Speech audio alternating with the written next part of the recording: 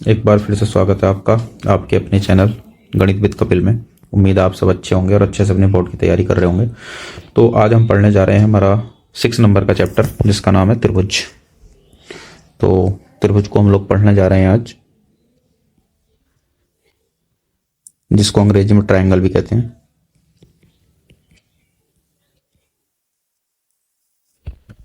इसमें जो main concept हैं और जिस तरह से क्वेश्चन हमारे बन के आते हैं वो आज हम सीखेंगे। तो चलिए त्रिभुज में सबसे पहले देखते हैं हमारे पास क्या चीज है। समरूप आकृतियां। तो आप लोगों को इसमें देखिए समझना होगा, यहाँ समरूप आकृतियों की बात चल रही है। तो समरूप आकृतियां वो होती हैं जैसे हमारे पास यहाँ देखिए दो सर्किल हैं, नंबर 1 और नंबर 2 वृत्त है, एक तीसरा वृत्त है मान लीजिए। तो ये जो आकृतियां हैं 1 2 3 ये समरूप हैं, देखने में इनका रूप एक जैसा है। ये देखिए 1 2 ये दोनों के दोनों, एक छोटा वाला इसके अंदर वर्ग है, एक ही बड़ा वाला वर्ग है, ये भी समरूप है। ये दो त्रिभुज हैं और तीसरा त्रिभुज बाहर है, चौथा त्रिभुज साइड में है इधर। ये देखिए सारी की सारी आकृतियां समरूप हैं, ये भी सब समरूप हैं। जिनका आकार देखने में एक जैसा होता है वो समरूप होते हैं। ये दोनों समरूप हैं देखिए देखने में। ताजमहल चाहे बड़ा रहे चाहे छोटा रहे चाहे उससे भी छोटा रहे, सारे के सब क्या हैं, ये समरूप आकृतियां हैं। ठीक है दोस्तों, आगे बढ़ा जाए। इसके बाद हमारे पास जो मेन इसके अंदर टॉपिक हैं, ये देखिए दो चित्र हैं हमारे पास। अब समरूप होना सिर्फ जैसे कि उसमें नाम आ रहा समरूप, जिनका रूप एक जैसा हो, लेकिन कभी कभी हमें देखने में तो एक जैसा लगता है लेकिन असल में एक जैसा नहीं होता। जैसे यहां ही देख लीजिए, इन्होंने कहा है इसमें इनके संगत कोण और संगत भुजाओं का अनुपात बराबर होना चाहिए। हाँ, दो बहुभुज को समरूप होने के लिए, जो दो बहुभुज हैं समान भुजा वाले, दो समान भुजाओं वाले बहुभुज। अब भाई ऐसा नहीं है सिर्फ त्रिभुज के लिए है, ये त्रिभुज वर्ग आयत समचतुर्भुज है ना, उन सब के लिए है। और जितनी भी चीजें होती हैं दो समान भुजाओं वाले बहुभुज के लिए जो समरूप की कसौटी होती है, समरूपता की कसौटी, ठीक है, तो क्या हो सकती है, चलिए इसको देखते हैं। समरूपता की कसौटी जो हमारे लिए हो सकती है, हाँ, उसमें समरूपता की कसौटी के लिए हमारे पास नंबर 1, जो दो समान भुजाओं वाले हमारे पास बहुभुज हैं उनके सभी कोण समान होने चाहिए, होने चाहिए। नंबर 2, संगत भुजाओं के अनुपात बराबर होने चाहिए, होने चाहिए, है ना। ये कह सकते हैं संगत भुजाएं जो है समानुपाती होनी चाहिए, ये भी इसमें हम बोल सकते हैं। तो ये दो प्रॉपर्टी अगर होंगी तो हमारी जो बहुभुज है, जो भी बहुभुज है, त्रिभुज है, बेसिकली हम यहाँ त्रिभुज के बारे में पढ़ने जा रहे हैं क्योंकि हमारे अध्याय का नाम ही त्रिभुज है और त्रिभुज से ही पूछा जाएगा। तो वो उनकी क्या होने चाहिए, उनके सभी कोण एक तो बराबर होने चाहिए, उनकी संगत भुजाओं का अनुपात एकदम बराबर आना चाहिए, तभी हम कहेंगे कि दो आकृतियां या दो त्रिभुज जो है आपस में कैसे हैं, समरूप हैं। तो इसी पे हम कुछ सवाल करेंगे, उसके बाद हम इसमें जो मेन इसकी समानुपातिकता की जो प्रमेय है, जिसको बीपीटी कहते हैं, बेसिक प्रोपोर्शनलिटी थ्योरम, है ना, आधारभूत समानुपातिकता प्रमेय, वो हम करने जाएंगे, जिसका दूसरा नाम थेल्स थ्योरम भी है। तो सबसे पहले थोड़ा सा हम समझ लेते हैं समान समरूप आकृतियां होती क्या, उसके बाद हम वो प्रमेय करेंगे। ठीक है, चलिए हम दोनों वर्गों को देखते हैं। इसमें दिया हुआ कुछ यहां आप ध्यान से देखेंगे तो देखिए, इसका नाम है ABCD, इसका नाम है PQRS। ठीक है, अब यहाँ पर इसकी भुजा 3 सेमी 3 सेमी 3 सेमी और 3 सेमी, इधर 3.5 3 3.5 3। तो एक तो इसमें वर्ग है, एक आयत है, लेकिन इसकी संगत भुजाओं का अनुपात समान नहीं हो पा रहा क्योंकि यहाँ 3 है, यहाँ 3 है। तो 3/3 तो आ गया बच्चों 1, लेकिन यहाँ 3 है और इसके नीचे यहाँ रखना पड़ेगा 3.5, जो 1 नहीं आएगा। जब 1 नहीं आएगा तो ये जो है समरूप नहीं होंगे। उसी प्रकार यहाँ देखिए, यहाँ 2.1 है, यहाँ 4 देखो यहाँ तो सब कुछ सही है। 2.1 2.1 2.1 2 4.2 4.2 4.2 4.2 मतलब कि अनुपात तो देखिए 2.1 के बटे में 2.1 अगर 4.2 रखेंगे तो दशमलव दशमलव बट गया 21 कम 21 21 दूनी 42 1/2। इसकी सभी भुजाओं का अनुपात बराबर आ जाएगा। लेकिन लेकिन लेकिन यहाँ 90 अंश का कोण है, यहाँ 90 अंश का कोण है, यहाँ 90 अंश का कोण है, यहाँ 90 अंश का कोण है। आप ध्यान से देख रहे होंगे ना तो ये 90 है, ना ये 90 है, या नहीं 90 है, ये भी 90 नहीं है। देखने से पता चल जा रहा है। तो जब कोण ही बराबर नहीं होंगे संगत कोण तो ये दोनों आकृतियां समरूप नहीं होंगी। तो आप भली बात समझ गए होंगे समरूप होने के लिए भुजाओं का अनुपात भी बराबर होना चाहिए, संगत भुजाओं का अनुपात, और उनके कोण भी आपस में कैसे होने चाहिए, बराबर होना चाहिए। ठीक है, अब ये प्रश्नावली हमारी है तो आप कर चुके होंगे, फिर भी जल्दी से हम आपको उसको बता देते हैं कि सभी वृत्त कैसे होते हैं, समरूप होते हैं सभी वृत्त। ठीक है, उसके बाद सभी वर्ग होते हैं समरूप होते हैं। सर्वांगसम नहीं कह सकते। देखिए सर्वांगसम भी जान लीजिए, सर्वांगसम क्या होता है। सर्वांगसम होता है जो देखने भी एक जैसा हो और हूबहू उसकी जो माप है विमाएं वे सेम होनी चाहिए, बराबर। जैसे देखिए बिल्कुल बराबर होने के लिए मैंने एक त्रिभुज बनाया, ठीक है ना, और एक मैंने बड़ा त्रिभुज बनाया।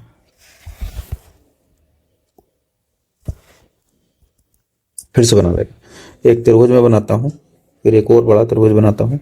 तो ये दो त्रिभुज आपको दिख रहे हैं, देखने में एक जैसे हैं। मान लीजिए मैं इसमें भुजा ले लेता हूं इनकी, ठीक है। इसकी भुजा मैंने ले ली 1 1 1, इसकी ले ली 2 2 2, है ना। इसमें भाई एक सेकंड बच्चों, हाँ मान लीजिए इसका कोण, ये कोण, ये कोण, इसका नाम रख देते हैं एबीसी, ए बी सी, इसका नाम रख देते हैं पी क्यू आर, ठीक है। हाँ, तो इसकी भुजाओं के अनुपात 1/2 1/2 और 1/2 हैं, ठीक है। अब भुजा कौन सी है, भुजा किसकी बात चल रही है, देखो भाई यहाँ पर ए बी है तो ए बी बटे इसका पी क्यू लिया जाएगा, है ना, और उसका लिया जाएगा इधर से, अगर हम बी सी ले रहे हैं नीचे वाला, इसका भी कौन सा लिया जाएगा, क्यू आर लिया जाएगा।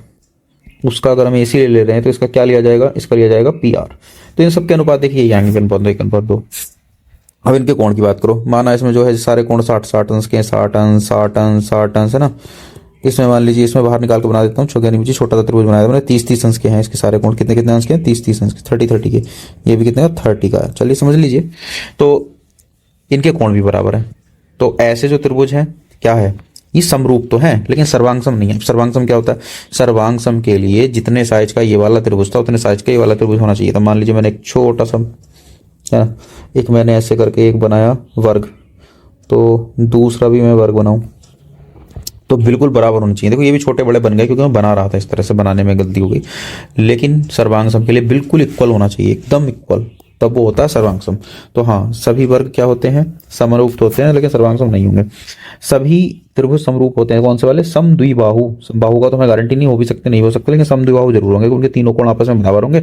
और सॉरी गलत बता दिया हूँ, समबाहु की बात हो रही है। समबाहु त्रिभुज जो है क्या होते हैं, समरूप होते हैं, क्योंकि उनकी तीनों भुजाएं समान होती हैं और उनका अनुपात बराबर आएगा इसलिए। और उनके जो कोण होते हैं, प्रत्येक कोण 60 अंश का होता है। तो ये वाले कैसे होते हैं, समबाहु त्रिभुज, जिसका उत्तर आएगा ये नहीं आएगा, ठीक है ना, आप समझ गए होंगे। उसके बाद कह रहा है भुजाओं की समान संख्या वाले दो बहु समरूप होते हैं यदि उनके संगत कोण एक तो बराबर हो। संगत कोण कैसे हो, बराबर, ठीक, और उनकी संगत भुजाओं का अनुपात क्या हो, समानुपाती हो। भुजाएं कैसी, समानुपाती, और वो बराबर वहां जाएगा, यहाँ से आ जाएगा समानुपाती, समानुपाती, ठीक है। तो ये हमारे लिए काफी है। यहाँ इसके बात करें निम्नलिखित त्रिभुज समरूप है या नहीं, बताना है समरूप है या नहीं। देखिए भाई नहीं है, नहीं है, कुछ करना ही नहीं है आपको, सवाल आ गया देखते ही बता दो भाई क्यों नहीं है सर जी, क्यों नहीं है। 1.5/3 अनुपात तो आ रहा है, 1/5/3, यानी कि इससे दशमलव हटाओ 0 बढ़ाओ तो 15/30 हो गया, यानी 15 ही कम 15, 15 तो 30, कितना आ गया, 1/2 आ गया। सबका ही आएगा। देखो ये भी 1.5/3 है, 1.5/3 है, 1.5/3 है, लेकिन दिक्कत कहाँ आ रही है, 90 90 90 90 सारे कोण, ये 90 नहीं है, ये 90 नहीं है, ये 90 नहीं है, ये 90 नहीं है, ठीक है ना, हो गया काम खत्म। त्रिभुज की समरूपता, तो त्रिभुज की समरूपता के लिए पहला पॉइंट मैंने अभी हाईलाइट करा रहे हैं, उनके कोण कैसे होने चाहिए, बराबर होने चाहिए। नंबर दूसरा पॉइंट, उनके संगत भुजाएं एक ही अनुपात में क्या करनी चाहिए, समानुपाती होनी चाहिए, एक अनुपात में विभाजित करनी चाहिए। ये भैया थेल साहब हैं, ये थेल्स हैं, 640 ईसा पूर्व से इनका नाम लिखा हुआ है और 546 तक गए हैं ये। चलो ठीक है, इन्होंने एक प्रमेय दी थी। हाँ, इनकी प्रमेय पर आ जाते हैं, प्रमेय विचार करते हैं। ये प्रमेय मेन, यही तो मेन प्रमेय है जो आती है अक्सर एग्जाम में। ये है साहब, किसी त्रिभुज कि एक भुजा के समांतर अन्य दो भुजाओं को भिन्न भिन्न बिंदुओं पर प्रतिच्छेद करने के लिए एक रेखा खींची जाए तो अन्य दो भुजाएं एक ही अनुपात में विभाजित हो जाती हैं। तो इसको मैं अपनी भाषा में आपको अच्छे से समझा रहा हूं, यही प्रमेय आज हमें करनी है, इसको करते हैं, ठीक है बच्चों। तो देखिए दोस्तों, ये हमारी प्रमेय है, यदि किसी त्रिभुज की एक भुजा के समांतर अन्य दो भुजाओं को भिन्न भिन्न बिंदुओं पर प्रतिच्छेद करने के लिए एक रेखा खींची जाए तो ये अन्य दो भुजाएं एक के अनुपात में विभाजित हो जाती हैं। ठीक है, इस प्रमेय को हम करते हैं किसी त्रिभुज की एक भुजा के समांतर। ठीक है, इसका हल देखते हैं बच्चों। तो चूंकि सबसे पहले इसमें त्रिभुज बनाना होगा हमें, तो बना लेते हैं एक त्रिभुज। देखिए, हाँ, त्रिभुज हमने बनाया है। कह रहा है और थोड़ा सा इसको बड़ा बना लेते हैं ना, जिससे समझने में बाद में आसानी रहे।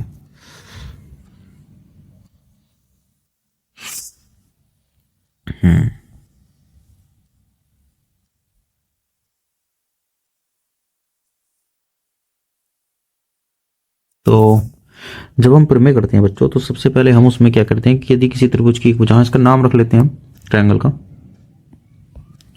इसका नाम रख लेते हैं ए, बी और सी। ठीक है,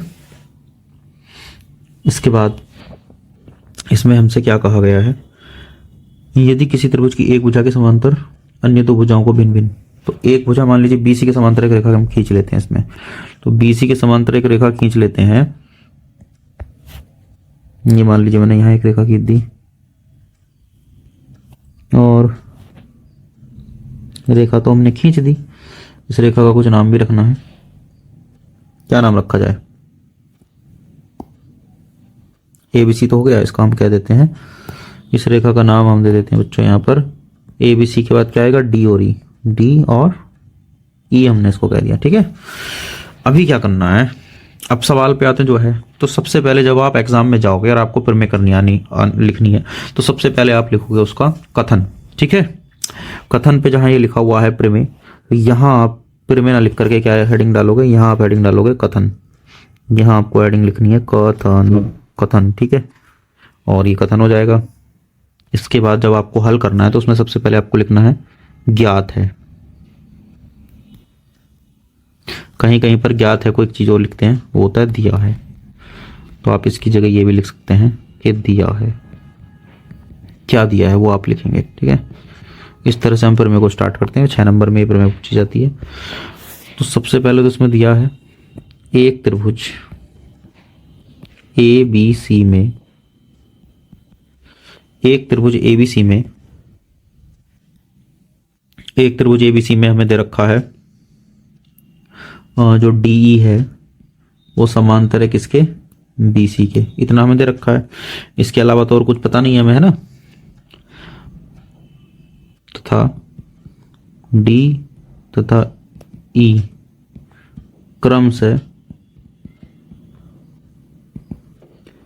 भुजाओं ए बी तथा ए सी पर स्थित हैं, स्थित हैं। इतना तो पता है ना। इसके बाद दिया है के बाद अगला टॉपिक हमारा इसमें आता है कि हमें सिद्ध क्या करना है, सिद्ध करना है। थ्योरम इसी तरह से आपको करने के आनी है एग्जाम में स्टेप बाय स्टेप। तो क्या सिद्ध करना है वो देख लेते हैं। तो जो सिद्ध करना है वो लिखते हैं। सिद्ध हमें करना है, देखिए सवाल पढ़िए, पता क्या चलेगा स्टेटमेंट में क्या है कि खींची जाए तो अन्य दो भुजाओं को एक ही अनुपात में विभाजित करती है, यानी कि एडी बटा डीबी, है ना। एडी बटा डीबी, देखिए ये यहां से यहां तक, ये वाला आपका एडी है, ये आपका डीबी है। तो एडी बटा डीबी ये हमारा बराबर आना चाहिए, इधर फिर से हमारे पास ये है एई, और एई के बटे कौन सी भुज, ये वाली एई के बटे ईसी। ठीक है, तो यहां फिर से हम लिखेंगे एई बटे ईसी। ये हमें साबित करना है, मतलब ये वाला हिस्सा बटे ये वाला हिस्सा, और ये वाला हिस्सा बटे ये वाला हिस्सा। ठीक है ना, ये वाला और ये वाला। तो अब सिद्ध करना हो गया। इसमें अगर कहीं कहीं सवाल में जैसे प्रमेय है तो रचना की आवश्यकता पड़ती है, किसी किसी सवाल में नहीं पड़ती है, प्रमेय में भी नहीं पड़ती है, लेकिन इसमें तो रचना की आवश्यकता है भाई। तो यहाँ पर हम हेडिंग डालेंगे रचना, कि हमने क्या रचना की।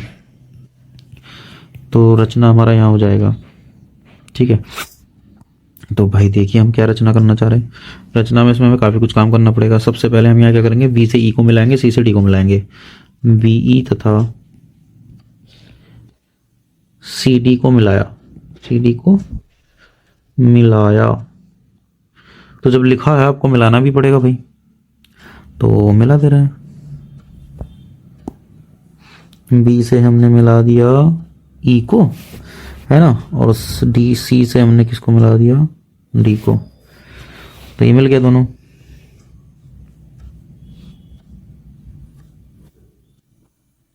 एक बार फिर से सी से मिला देता हूँ। कोने से कोना मिलना चाहिए एकदम, ठीक है ना।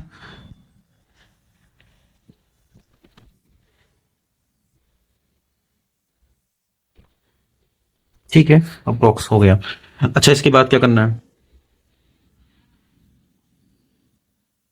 इसके बाद हमें लंब डालना है डी से ए ई पर और ई से ए डी पर। तो लिखेंगे तथा, एक तो हमने ई एम लंब खींचा ए डी पर, तथा डी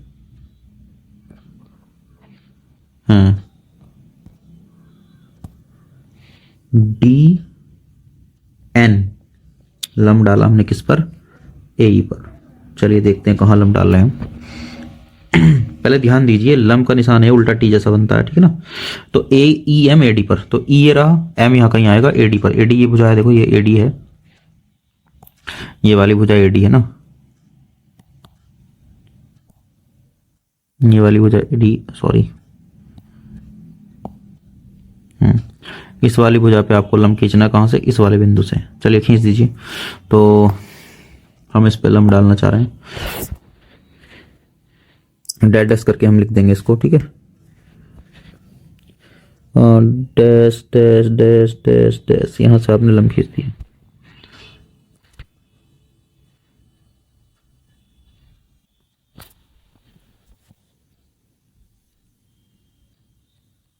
ठीक है, वैसे ही हमने फिर कहा है डी एन लंब है ए पर। देखो डी एन लंब है किस पर, ए पर, तो डी से ए पर खींचना है,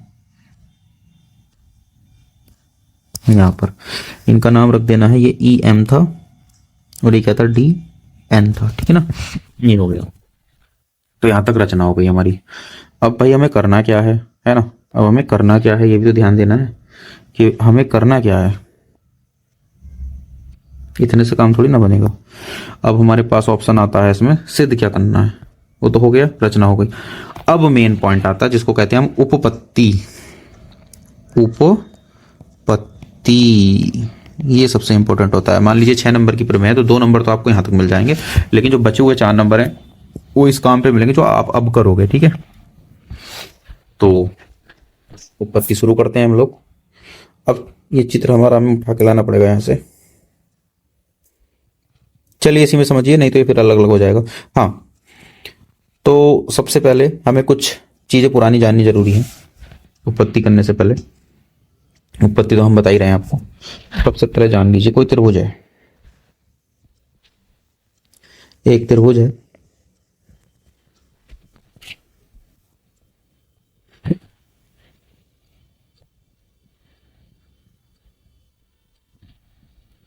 मान लीजिए इसका नाम है एबीसी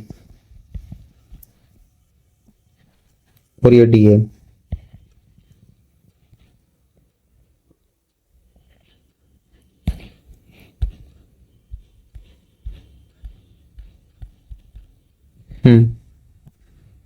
ए बी सी ये डी है। तो अब इस त्रिभुज का अगर क्षेत्रफल निकालना हो मैं, तो त्रिभुज ए बी सी का क्षेत्रफल वो होता था 1/2 गुणे आधार गुणे ऊंचाई, 1/2 गुणे आधार गुणे ऊंचाई, ठीक है। तो इसमें 1/2 ऐसे ही आ जाएगा, आधार इसका आ जाएगा, आधार माने जिसपे खड़ा है, बना है, तो ये हमारा आधार हो जाएगा नीचे वाला BC, और ऊंचाई हो जाएगी इसकी AD, ये वाली, ये क्या है इसकी ऊंचाई AD। तो इसका क्षेत्रफल का सूत्र है, शॉर्टकट में हम इसको ऐसे लिखते हैं AR, एरिया ऑफ त्रिभुज ABC। AR शॉर्ट फॉर्म होती है एरिया की, एरिया माने होता है क्षेत्रफल हिंदी में। 1/2 गुणे BC गुणा AD, ये तरीका हो गया, ठीक है ना। ये तो हो गया एक तरीका। अब एक चीज और आपको समझानी है, इसमें बच्चे सबसे ज्यादा कंफ्यूज होते हैं। तो वो चीज ऐसे होती है, मान लीजिए कोई मैं एक त्रिभुज बना दे रहा हूं, एक त्रिभुज हमारा इस तरह का है, इसका नाम है पी क्यू आर। इसमें इसकी ऊंचाई तो खींची नहीं जा पा रही है ना, हाइट। देखिए नहीं कहाँ मिलाएंगे इसको, ऐसे मिलाएंगे तिरछा हो जाएगा। ऊंचाई क्या होती है, लंब होता है ऊंचाई, 90 डिग्री का कोण बनाता है वो ऊंचाई होती है। तो ऐसे त्रिभुज की जो आधार है उसको थोड़ा आगे बढ़ा लेंगे हम और यहां से एक लंब डाल देंगे पी से नीचे तक, ठीक है। मान लीजिए एस हुआ, तो इस त्रिभुज की जो ऊंचाई हो जाएगी वो हो जाएगी पी एस। तो एरिया ऑफ त्रिभुज पी क्यू आर बराबर वो हो जाएगा 1/2 आधार, आधार गुणे ऊंचाई। तो आधार गुणा ऊंचाई, अब ध्यान से समझिएगा दोस्तों, तो इसका 1/2 ऐसी तो रह जाएगा आधार, इसका हो जाएगा पी आर, और इसकी जो ऊंचाई हो जाएगी वो हो जाएगी यहाँ पर पी एस, क्योंकि उसके अंदर ऊंचाई नहीं है, इसके बाहर ऊंचाई है। ये हमारा जो हम प्रमेय करने जा रहे हैं उसमें ये कॉन्सेप्ट बहुत इंपॉर्टेंट है, बहुत जल्दी से यूज होगा, ये कई बार यूज होगा उसमें, इसलिए आपको ये जानना जरूरी है। तो ऐसा जरूरी नहीं कि त्रिभुज की जो ऊंचाई ले जा रही है वो हमेशा त्रिभुज के अंदर हो, कभी कभी वो ऊंचाई त्रिभुज के बाहर भी हो सकती है। जैसे यहाँ पी एस बाहर आ गया, इससे ये मतलब नहीं कि वो उसका हिस्सा नहीं है, एस तो वो उसमें नहीं आएगा, ऊंचाई है आ गई। तो यही कॉन्सेप्ट यूज होना है हमारे इस प्रमेय में, इस वजह से मैंने आपको ये चीज पहले बता दी है। तो याद रखिएगा त्रिभुज के क्षेत्रफल का सूत्र ये होता है, और त्रिभुज की ऊंचाई अगर त्रिभुज के बाहर हो तब भी यही सूत्र इस तरह से बनेगा। तो यही सूत्र हमारे लगने वाले हैं इसको प्रमेय को प्रूव करने के लिए। तो आइए इस प्रमेय को हम प्रूव करते हैं, इस सबको हम इरेज कर देते हैं, ठीक है ना। तो उसके बाद हम इसको प्रूव करेंगे दोस्तों। चलिए हम उत्पत्ति पे आ गए थे, तो हमें उत्पत्ति शुरू करनी है। ओके, तो हमें अब ध्यान देंगे हम, देखिए मैं आपके लिए लिख रहा हूं एडी बटे डीबी, यहां थोड़ा ध्यान देंगे आप। एडी बटे डीबी देख रहे हैं आप, एडी है और डीबी है। तो हमें ऐसा त्रिभुज ढूंढना है जिसमें एडी आ रहा हो। तो एडी यहां आ रहा है त्रिभुज एडीई में, ये त्रिभुज देखिए आप ध्यान से एडीई, इसको मैंने देखिए आपके लिए कलर कर दिया, इस तरह से आप समझ पाएंगे, इसकी बात कर रहा हूं मैं, त्रिभुज एडीई। तो इसको हम लेंगे, ठीक है। तो त्रिभुज, अब मैं शॉर्ट में लिखूंगा एरिया ऑफ त्रिभुज एडीई। तो आप भली भांति जान रहे हैं 1/2 आधार गुणा ऊंचाई। अब एडीई में आधार देखिए, ऊंचाई देखिए। तो एडीई की जब मैं बात कर रहा हूं तो ध्यान से देखिएगा, एडीई की बात कर रहा हूं तो इसकी ये ऊंचाई हो, ऐसे करके ये ऊंचाई हो जाएगी। आधार इसका हो जाएगा एडी, ये देखिए ये वाला आधार हो जाएगा, बार बार मैं हाईलाइट करके दिखा रहा हूं आपको, देख रहे हो ना आप, ये एडी उसका आधार हो जाएगा। और ऊंचाई हो जाएगी इसकी ईएम, ऊंचाई क्या हो जाएगी ईएम, ईएम ईएम देखिए ध्यान से। तो ये हो जाएगा हमारा 1/2 आधार माने एडी और गुणा ऊंचाई कितनी हो जाएगी ईएम, ईएम है ना। तो ये समीकरण नंबर 1 कह देंगे इसको। चलो इसके बाद देखिए, अब हमारे पास एडी के नीचे कौन आ रहा है, एडी के नीचे कौन आ रहा है, ध्यान दीजिए, एडी के नीचे आ रहा है डीबी, डीबी डीबी डीबी। पहले एडी आया था, एडी एडी, फिर उसके बाद आया डीबी। ये थ्योरम मैं आपको याद करा दूंगा अच्छे से। तो डीबी कहाँ है, अब डीबी वाले पे ध्यान देना है। डीबी कहाँ भाई, ये रहा डीबी, डीबी डीबी, ये रहा, देख रहे हो। तो फिर हमें त्रिभुज लेना है ये वाला जिसका नाम है डीबीई, डीबीई डीबीई डीबीई, ध्यान दीजिएगा। तो अब हम लिखेंगे इसलिए एरिया ऑफ त्रिभुज डीबीई है ना, डीबीई 1/2 आधार गुणा ऊंचाई। अब डीबीई में आधार, अब भैया ध्यान दीजिए इसमें फिर से ध्यान दीजिए भाई, ये हमारा त्रिभुज है डीबीई। तो डीबीई का आधार हमारा हो जाएगा डीबी, ये वाला। अरे हमें यही भुजा लेनी है जो उसके नीचे है, तो किसी तरह से वही त्रिभुज को हम चूज कर रहे हैं जिससे ये भुजा आ जाए। तो आधार हो गया डीबी गुणा ऊंचाई। अब भाई ऊंचाई कहाँ से लाएं, इसमें तो सर जी ऊंचाई दिख ही नहीं रही, कहाँ से लाएं। तो मैंने अभी आपको कॉन्सेप्ट समझाया, कभी कभी ऊंचाई त्रिभुज के बाहर हो सकती है। अब इधर से ध्यान से देखिए, ऐसे ऐसे ऐसे ऐसे ऐसे ऐसे देखिए। तो ये फिर से वही ईएम, क्या है इसकी ऊंचाई, ईएम इसकी ऊंचाई मिल गई हमें, कितनी मिल गई, ईएम मिल गई, है ना। समीकरण मानने की जरूरत है इसमें या नहीं, ऐसे कोई इंपॉर्टेंट नहीं है, मान ले रहे हैं अगर हम, ठीक है। तो यहां हम क्या कर दे रहे हैं, इन दोनों को आपस में डिवाइड कर दे रहे हैं।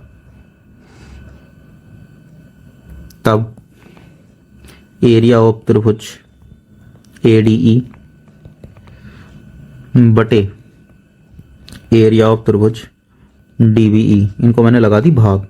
तो इसका ऊपर उतार लीजिए जो था 1/2 गुणे एडी गुणे ईएम है ना, और बटे फिर से 1/2 गुणा डीबी गुणे ईएम।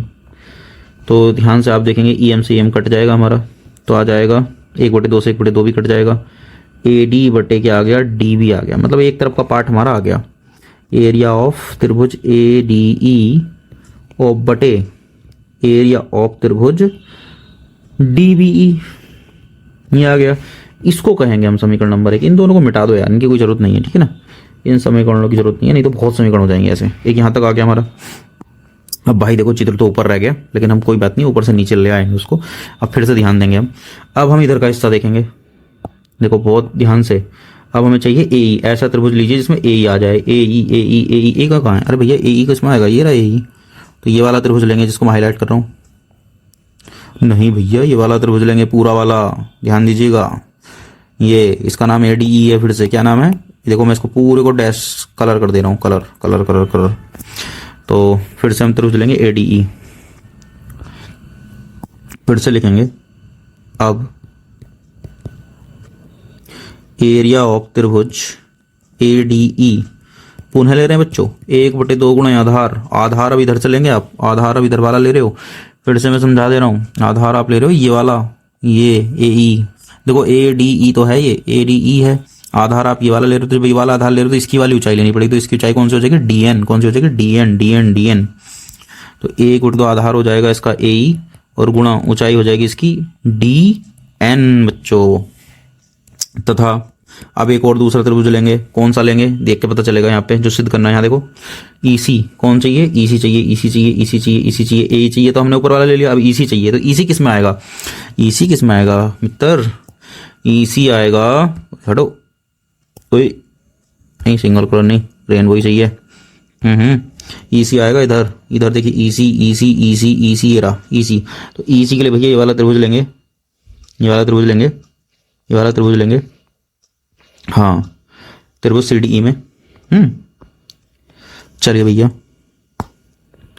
एरिया ऑफ त्रिभुज, ओके,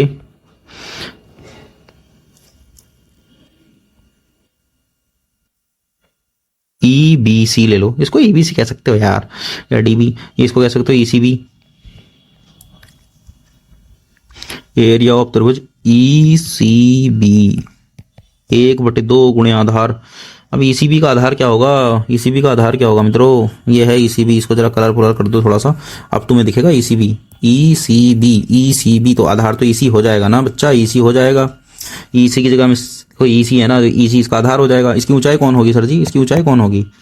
इसकी कौन ऊंचाई होगी भाई? फंस गए, फंस गए, क्योंकि त्रिभुज गलत ले लिया। डी बी ई लिया था ना, ध्यान से देखना है, यही तो गलती करते हैं बच्चे। तो हमें लेना है ये वाला, ये वाला, ये वाला, ये वाला, बार बार बता रहा हूँ, इसको बना रहा हूँ, देखो ठीक है, ये वाला लेंगे। इसका नाम है ईडीसी। कौन सा लेंगे? त्रिभुज ईडीसी। तो ऐसी गलती आप भी मत कर देना।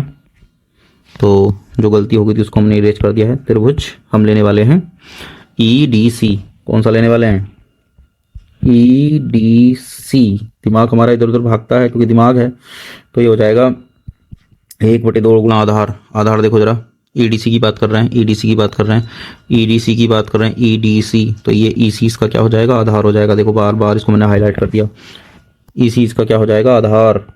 ईसी गुणे, सर जी ऊंचाई कौन सी होगी इसकी? कहाँ से लाएं ऊंचाई?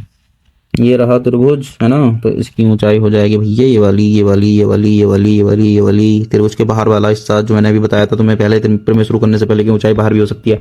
इसका नाम हो जाएगा डी एन। क्या नाम हो जाएगा? D N. तो 1/2 आधार गुणा ऊंचाई हो जाएगी डी एन। तो बस यहीं लगा दो इनकी लंका। इसलिए एरिया ऑफ त्रिभुज ए डी ई बटे एरिया ऑफ त्रिभुज ई डी सी। ओके, पहले वो ऊपर वाले का लिख लेते हैं, 1/2 गुणा ए ई और गुणा डी एन, ठीक। और यहाँ ये जरा 1/2 गुणा ई सी और गुणा डी एन। डी एन से डी एन उड़ जाएगा, 1/2 से 1/2 कट जाएगा ना। तो बचा क्या? अरे बचा क्या बबुआ? हाँ तो भैया क्या बचा? देखो लिख लेते हैं, एरिया ऑफ त्रिभुज ए डी ई बटे एरिया ऑफ त्रिभुज E D C is equal to, हमारे पास बच गया ए ई बटा ई सी। इसको हम कहेंगे समीकरण नंबर 2। अब जरा ध्यान से देख लो तुम लोग कि भाई जो लाना था वो आ रहा है। कि ए डी बटे डी बी कहीं आया है? हाँ बिल्कुल आया है सर जी। और ए ई बटे ई सी आया है? हाँ आया है। तो अब क्या करें? अब करना यह है, एरिया ऑफ त्रिभुज ए डी ई तो यहाँ लिखा हुआ है, ध्यान दीजिए, ये लिखा हुआ है ना। इसमें क्या लिखा हुआ है? दूसरी वाली समीकरण में, इसमें भी ये लिखा हुआ है। तो नीचे वाले किसी तरीके से इक्वल आ जाए। ईडीसी को किसके इक्वल करना है? ईडीसी को इक्वल किसके कर दें हम, अगर डीबीई और ये इक्वल हो जाएं तो बिल्कुल इक्वल है ये। देखिए जरा यहाँ, अब आपको जरा ध्यान देना पड़ेगा बच्चों, किस किस की बात हो रही है। हाँ, बात किसकी हो रही है आपको देखना पड़ेगा, समझना पड़ेगा। तो देखा जाए, ओए होए,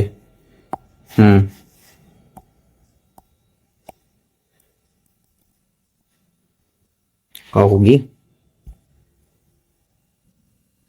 देखो बच्चों, हम यहाँ दो ट्रायंगल की बात कर रहे हैं, उनको मैं थोड़ा सा आपको समझा लेता हूँ किस किस की बात हो रही है। तो एक तो हम बात कर रहे हैं इसकी, ये वाला, ठीक बा। हाँ, ये दिख रहा आपको है ना। एक दूसरा हम इसमें ले रहे हैं, एक दूसरे की ओर बात हो रही है। दूसरा वाला हमारा इधर वाला है, ये वाला, ध्यान से समझिएगा, है ना। तो इन दोनों, ये कॉमन कलर हो गया इसमें, इन दोनों त्रिभुजों की बात हम कर रहे हैं। तो इन दोनों त्रिभुजों को हमें बराबर करना है एरिया में। तो हमने एक प्रमेय पढ़ी थी कक्षा 9 में कि अगर दो त्रिभुज हैं, वो जो है दो समांतर रेखाओं के बीच में बने हैं, तो दो समांतर रेखाएं यहाँ डी है और बीसी है, इन दोनों के बीच में बने हैं तथा उनका आधार एक ही है। तो भैया इन दोनों का आधार यही है, देखो डीई, ये भी डीई पे बना है, ये भी डीई पे बना है, दोनों के दोनों डीई पे बने हैं। जब दो त्रिभुज समान आधार पे बने और समान समांतर रेखाओं के बीच में हो तो उनके क्षेत्रफल आपस में बराबर होते हैं। कक्षा 9 में हम प्रूव कर चुके हैं, तो इसी का कॉन्सेप्ट यहाँ लग जाएगा बच्चा पार्टी। तो चलिए इसको कर देते हैं हम, ठीक है। इनके कलर आपने देख लिए दोनों के, ये उड़ा देते हैं, इनके दिक्कत करेंगे कलर, ओके ठीक बा। चलिए तो यहाँ त्रिभुज, अबे नाम तो लिखो इनका, एक का नाम हो जाएगा डीबीई तथा त्रिभुज दूसरा वाला कौन हो जाएगा, ईडीसी। एक ही आधार, अब ये आधार कौन सा है भाई, इधर देखो, आधार ये वाला है डीई, ये वाला है डीई, ये वाला है डीई, इसको ध्यान से देख लो। एक ही आधार डीई तथा दो समांतर रेखाओं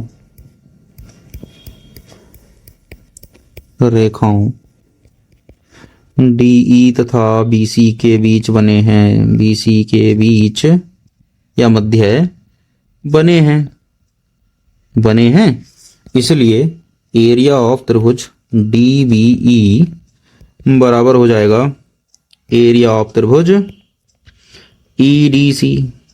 ठीक है भैया। तो देखो अब हमारे पास दो समीकरण थी, समीकरण 1 और समीकरण 2, ये रही समीकरण नंबर 1 और ये रही समीकरण नंबर 2। तो फिर लिखेंगे हम, इसलिए समीकरण 1 तथा 2 से क्या होगा, बस ये समझने का है, कॉन्सेप्ट क्लियर हो गया होगा। ऊपर एडीई है, यहाँ एडीई है, यहाँ ईडीसी है, यहाँ डीबीसी है, डीबीई है सॉरी। तो ऊपर और नीचे दोनों चीज़ सेम आ गई। जब सेम आ गई यानी कि इधर का हिस्सा बराबर आ गया। जब इधर का हिस्सा बराबर आ जाएगा तो आप लिख सकते हो एडी बटे डीबी, एडी बटे डीबी बराबर आ जाएगा आपका एई बटे ईसी। यही हमारी थेल्स की प्रमेय है, बीपीटी है, इसके कई नाम है, बेसिक प्रोपोर्शनलिटी थ्योरम, या भाई इसका दूसरा नाम है आधारभूत। हिंदी में पढ़ा रहे हैं तो हिंदी वालों के लिए थोड़ा सा सुविधा रहेगी, समानुपातिकता, आधारभूत समानुपातिकता